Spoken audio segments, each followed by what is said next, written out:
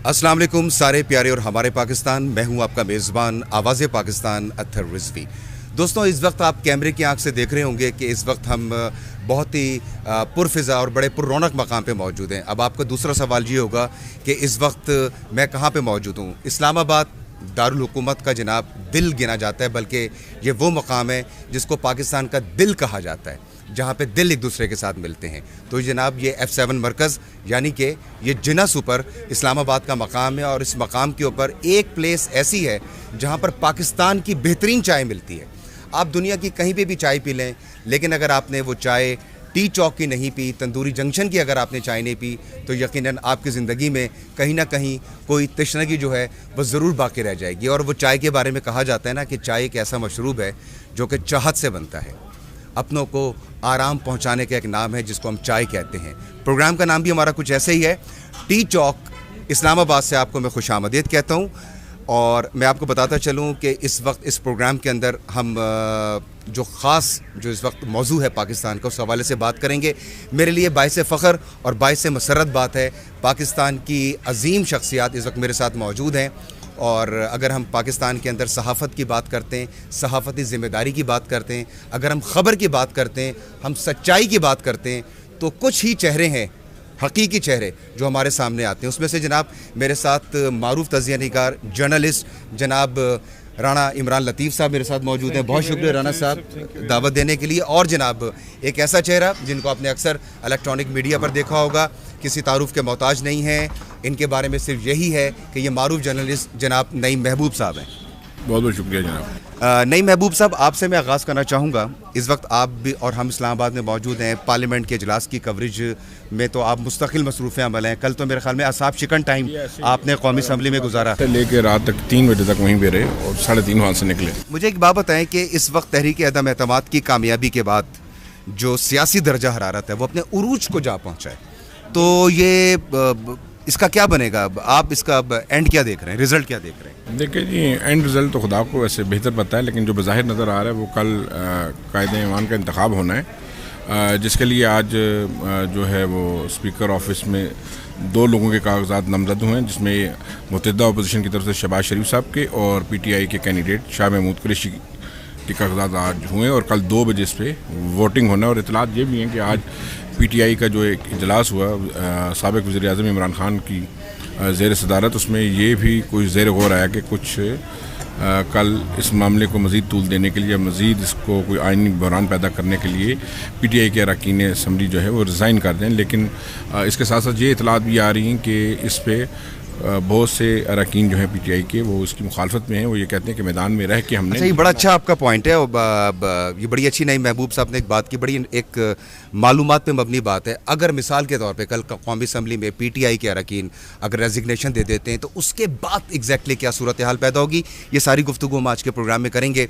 राना इमरान लतीफ़ साहब, आपके मारूफ कॉलम, आपकी जो तहरीरें हैं, यकीन करें वो बाज़-औक़ात मशअल राह की हैसियत रखती हैं, जिसको पढ़ने के बाद हम जो जूनियर तरीन लोग हैं हमें एक राह मुतय्यन करने में आसानी हो जाती है। और बड़े एक्टिव जर्नलिस्ट हैं। मैं इस पर बात करूंगा जी। सबसे पहले तो ये कि वो जो मसदवा है वो एक मसदवा लहराया जा रहा है। मेरा ख्याल है कि जब से पाकिस्तान बाद में वजूद में आया है उस वक्त से ये हमारे जो फ़ॉरेन जितना भी हमारा बाहर का स्टाफ है, वहाँ पे एम्बेसडर साहबान है, वो एक पल्स देते हैं। वो एक पल्स देते हैं कंट्रीज़ को, अपनी कंट्रीज़ को। UK वाले जिस तरह के एम्बेसडर UK में बैठे हुए हैं, US में बैठे हुए हैं, एंड अदर बाकी पूरे वर्ल्ड में उसको एक हवा बना दिया गया। जहाँ तक मेरी गैर मुसद्दक़ा इतलात हैं कि उसको टेम्परिंग की गई है, और टेम्परिंग करने के बाद उसको एक इस्लामिक और एक इंटरनेशनल सतह के ऊपर एक तैयब और दगान बनने की कोशिश की जा रही है। और शायद इसमें मेरा ख्याल है कि हम बड़ी भोली अवाम हैं और हम भूल जाते हैं। मुझे एक चीज़ की समझ नहीं आती कि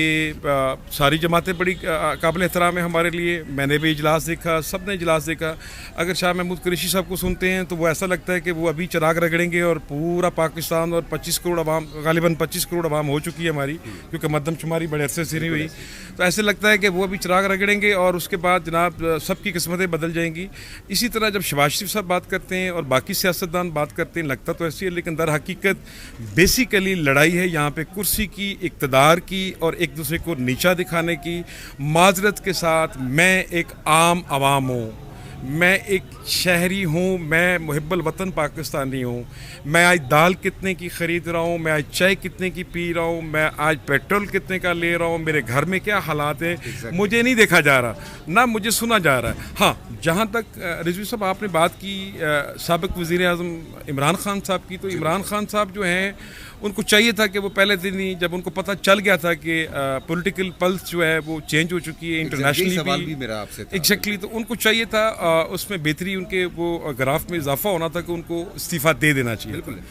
चूँकि उनकी एक आदत है माजरत के साथ, ना मैं खेलूँगा ना मैं खेलने दूँगा, क्योंकि उनका एक बैकग्राउंड खिलाड़ियों वाला बैकग्राउंड है। और सेकंड, लड़ाई ये नहीं है, लड़ाई बेसिकली कुछ ऐसी लड़ाई है, वो अक्सर जिक्र किया जाता है कि जी वो कोई कोर कमांडर साहब हैं और कोई और हैं, लड़ाई बेसिकली कुछ और है, लेकिन ये तूल पकड़ती जा रही है।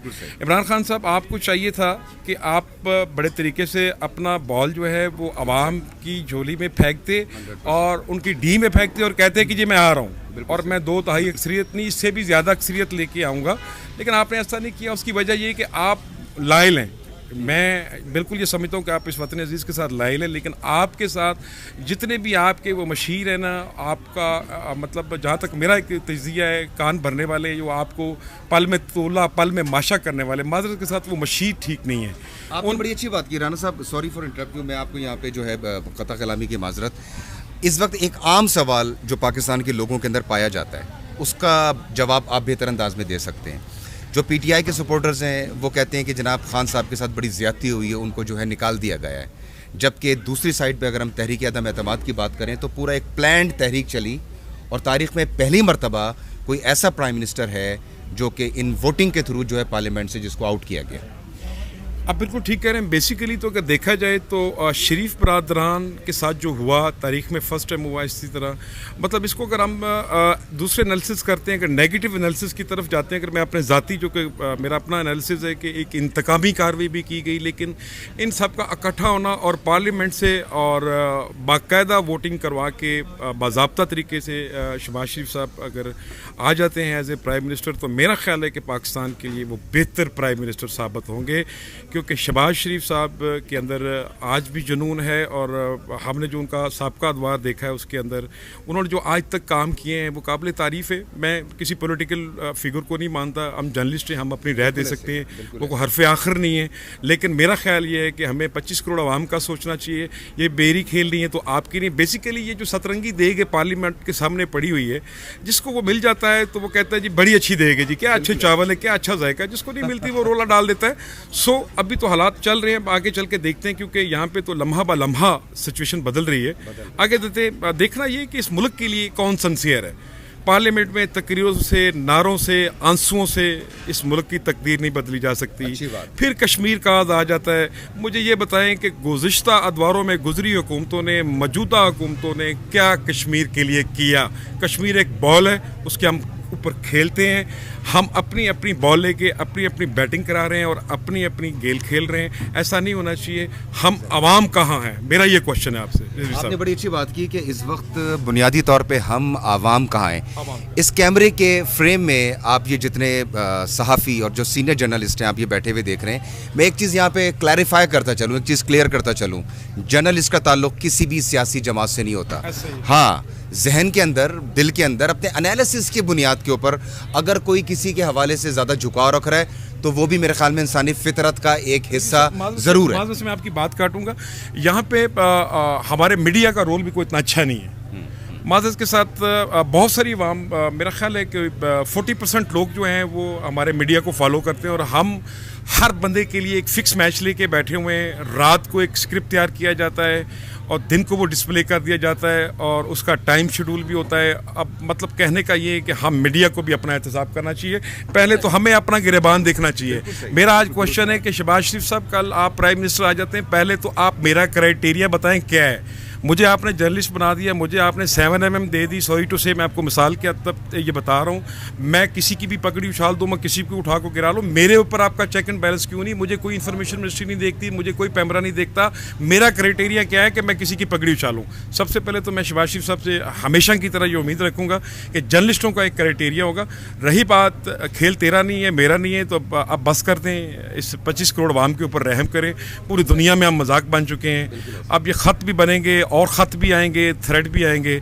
अल्लाह का वास्ता है, इस गुर्बत की लकीर के नीचे जो लोग सांस ले रहे हैं, जो जीना चाहते हैं, हमारा टैलेंट ज़ाया हो रहा है, कौन सी नौकरी किसको मिली, किसने नौकरी किसको दी, सब के सब बेरोज़गार हैं। यहाँ पे मैं मास्टर्स, यहाँ पे मैंने एक लड़के को देखा, वेटर है, उसने मास्टर किया हुआ है, और वो बेचारा कुछ रुपयों की खातिर 12 घंटे की ड्यूटी कर रहा है कि वो अपनी बहन को पढ़ा के वो आगे बच्चों को लेके, बहन भाइयों को लेके आगे चल सके। सो ये सारी चीज़ें हम तो तजिया कर सकते हैं, बाकी अल्लाह ताला रहम करे। दुरुस्त बात की राना साहब, राना इमरान लतीफ़ साहब जो बात कर रहे हैं, ये बुनियादी तौर पे ये एक जो प्योर और जो ट्रू जर्नलिस्ट है वो इस तरह की बात कर सकता है, क्योंकि वो आवाम के दरमियान मौजूद होता है। इस वक्त ये प्रोग्राम हम इस चौक पे बैठ के, इस चाय चौक में बैठ के इसलिए रिकॉर्ड कर रहे हैं कि ये सारे मनाजिर दिखा सकें। आप जो इलेक्ट्रॉनिक मीडिया पे देखते होंगे चैनल्स के ऊपर, या आप मुख्तलिफ तज़िया आप अखबारात के अंदर पढ़ते होंगे, ठीक है, हम उससे बाहर हैं। हम इस वक्त एक्चुअल मकाम पे मौजूद हैं, जहाँ पर हम पब्लिक में मौजूद हैं। यहाँ पे पब्लिक की राय यहाँ पे मौजूद है। बिल्कुल एग्जैक्टली आपने सही कहा। नहीं महबूब साहब, आप चूँकि इस वक्त बिल्कुल पार्लियामेंट को बहुत करीब से देख रहे हैं, सारी रिपोर्टिंग आपने पहले दिन से देख रहे हैं आप, और आज तक देखते हैं, और एक ज़िंदगी का काफ़ी अरसा जो है आपका इसी दश्त की स्याही में आपका गुजर चुका है। कल का दिन बड़ा इंपॉर्टेंट है। कुछ दिनों का, जैसे मैं अगर ओपन बात करूँगा, जो PTI लवर्स हैं उनका शायद अभी भी ये ख्याल है कि कल कुछ सरप्राइज़ हो जाए। उनकी नज़र में अभी भी कोई एक आखिरी गेंद मौजूद है। आपका तज़िया क्या कहता है? क्योंकि आपने तो मैं ये समझता हूँ कि आज जो उनका इजलास हुआ और जिसमें फ़ाद चौधरी ने मीडिया से टॉक भी की है, और उनका ये कहना था कि हमने इस्तीफ़ों के हवाले से इस पर गौर व गौस भी किया और पार्टी के अरकान से मशावरत भी की, और एक बड़ी तादाद इस्तीफ़े देने के मुखालिफ है, और वो ये कहते हैं कि हमने मैदान में रह के मुकाबला करना है। बिल्कुल सही। और लेकिन बात इसमें सबसे दिलचस्प बात ये है कि मेरा ख्याल ये है कि हमें ठीक है, वाबस्तगियाँ भी होती हैं सियासी जमातों के साथ, लाइकिंग डिसलाइकिंग भी होती है, लेकिन मेरी रिक्वेस्ट ये है कि पाकिस्तान के अवाम को सबसे पहले इस मुल्क के लिए लायल होना चाहिए, इस मुल्क के मफाद को मुकद्दम रखना चाहिए, अवाम के मफाद को मुकद्दम रखना चाहिए, और जमहूरियत को फूलना फलना चाहिए, जमहूरियत को मजबूत होना चाहिए।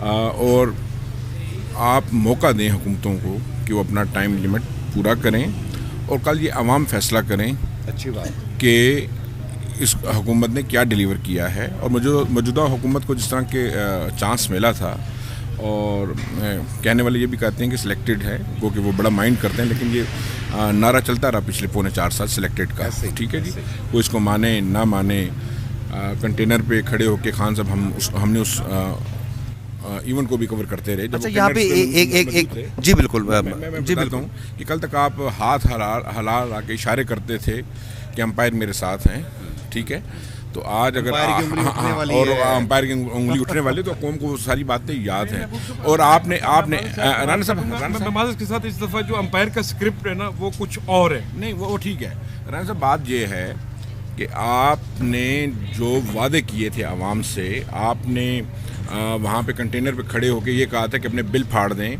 और आपने ये कहा था कि जब पेट्रोल की कीमतें बढ़ती हैं तो हुक्मरान चोर होते हैं। ठीक है, जब जनाब महंगाई होती है तो वो हुक्मरानों की जेबें भरती हैं। तो मुझे ये बताया जाए कि आपने इस मामले को भी, अगर आपको याद हो, तो बड़ा उठाया था। उन्होंने कहा था कि ये पिछले 10 सालों में ऐसा क्या हुआ कि 11,000 या 12,000 अरब कि कर्जा जो है वो 27 से 28,000 अरब पहुँच गया। बिल भर के थक गए। ठीक है, तो राना साहब, अब मैं ये पूछना चाहता हूँ, मेरा ये सवाल है इस हुकूमत से, कि वो बजाय इसके कि अपनी कारकर्दगी आवाम को बताते, या ये बताते कि उन्होंने इन 4.25 साल में उस 27 या 28,000 अरब को 50,000 अरब पे कैसे पहुँचा दिया, और उन्होंने मुल्क में लगाया क्या, कोई सनद लगाई। बड़ी अच्छी बात ठीक है, बिल्कुल। तो देखें ना, मुल्क इस वक्त जिस माशी और इक़्तिसादी तौर पर क्राइसिस का शिकार है, वो मैं तो ये समझता हूँ, मैं कोई माहिर माशियात तो नहीं, लेकिन मैं ये आम शहरी के तौर पर ये समझता हूँ कि मुल्क इस वक्त शदीद क्राइसिस में है, और आने वाली हुकूमत से गुजर रहे हैं। हम आवाम हैं, बाद में जर्नलिस्ट हैं, पहले हम इंसान हैं, फिर हम जर्नलिस्ट हैं। सही है, हम गुजर रहे हैं, पाकिस्तान का पूरे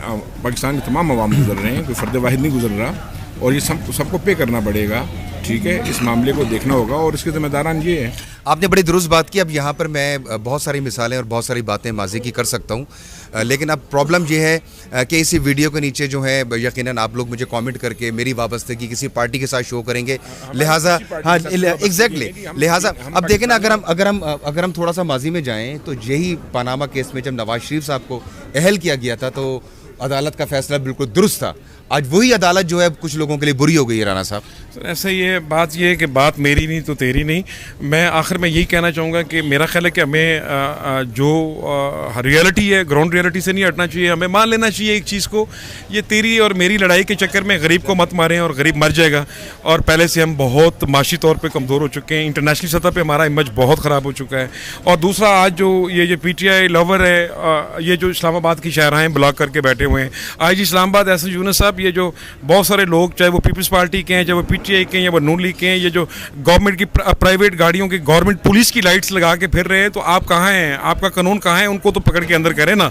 वैसे तो आप बड़े काबिल और बड़े अच्छे अफसर हैं, आपकी शोहरत हमेशा हमने सुनी आपकी, और बड़ा लोगों को तंग किया जा रहा है, फैमिलीज बैठी हुई हैं, लोगों को, रोडों को ब्लॉक किया जा रहा है। तो खैर इसको लेके आगे चलते हैं इसको रिजवी साहब, लेकिन कल तक हमें इंतजार करना पड़ेगा। कल तक हमें इंतजार करना पड़ेगा। और आखिर में सिर्फ एक क्वेश्चन करूंगा, और मुझे उम्मीद है कि ये दोनों सीनियर सहाफ़ी हमारे साथ मौजूद हैं, ये पाकिस्तान के सीनियर जर्नलिस्ट हैं, मुख्तसर सा मुझे जवाब देंगे। मिन हैसुल कौम, मिन हैसुल पाकिस्तानी, हमारे लिए क्या बेहतर है? हमें किस शख्सियत का इंतखाब करना चाहिए? आप क्या कहेंगे इस हवाले से? सर, हमें इस वक्त उस शख्सियत का इंतखाब करना चाहिए जो हमारी आवाम के लिए, मैं एक आम शहरी हूँ, मैं अपने वोट की बात करता हूँ, जो मेरे लिए बेहतर सोचे, जो मेरे बच्चों के लिए बेहतर सोचे। मैं कोई इंटरनेशनल इशारे को नहीं मानता, बैनुल अक़वामी किसी सिग्नल को नहीं मानता। मैं उस अंपायर को भी, खैर मैं नहीं कहता कि अंपायर का स्क्रिप्ट तो कुछ और है, लेकिन आगे क्या होने जा रहा है अब इस पर मेरा ख्याल है कि कल इस पर डिबेट करेंगे। और कुछ खबरें भी होंगी कल आपके पास, स्पेशल न्यूज़ जो आप शामिल करेंगे प्रोग्राम में। नईम साहब, यकीनन वोट देना हमारा हक भी है और हमारा फ़र्ज़ भी है, ऐसे ही है, क्योंकि ये वोट जब ज़ाया जाता है तो फिर उसके बहुत से कॉन्सिक्वेंसेस हमारे सामने आते हैं। इस वक्त हमारे लिए मिन हैसुल कौम, मिन हैसुल अवाम, मिन हैसुल पाकिस्तानी बेहतरीन रास्ता इस क्राइसिस के मौके के ऊपर क्या हो सकता है? वो यही है जी कि मेरा ख्याल है कि इत्तेहाद होना चाहिए आवाम के अंदर, और उनको सोच समझ के आइंदा इलेक्शन में या जो भी हुकूमत आ रही है उसके साथ मिल के आवाम के मफाद की बात भी करनी चाहिए और आवाम को साथ लेके चलना भी चाहिए। और सबसे पहले हमें पाकिस्तान का मफाद मुकद्दम होना चाहिए, ठीक है। इसके अलावा सियासी मकासद अपनी जगह पे, ज़ाती मफादात अपनी जगह पे, लेकिन आवाम और इस मुल्क का मफाद सबसे मुकद्दम है और ये हमें देखना चाहिए। और हमें ऐसे ही सियासतदानों का, ऐसी ही हुकूमतों का इंतखाब करना चाहिए जो इस मुल्क और इस मुल्क के अवाम का सोचें, ना कि खुद अपनी ज़ाती फैक्ट्रियाँ लगाएं। जाके खुद अपनी ज़ाती फैक्ट्रियाँ लगाएं। हमारे साथ राना इमरान लतीफ़ साहब, जर्नलिस्ट, सीनियर जर्नलिस्ट हमारे साथ मौजूद थे। नईम महबूब साहब भी मौजूद थे। अपने इस छोटे से वीलॉग के अख्तिताम के अंदर मैं सिर्फ ये कहना चाहूँगा, जो कि मेरा हमेशा से पैगाम होता है, कि देखिए मोहब्बत अमन है और उसका है पैगाम Pakistan. So we love Pakistan and we serve Pakistan. और शायर ने क्या खूब कहा है, न डगमगाए कभी हम वफा के रस्ते में, चराग हमने जलाए हवा के रस्ते में। और राना साहब, किसे लगाए गले और कहाँ कहाँ ठहरे, हजार गुंचा गुल हैं सबा के रस्ते में। ये नफ़रतों की फसीलें, जहालतों के हिसार, ना रह सकेंगे हमारी सदा के रस्ते में।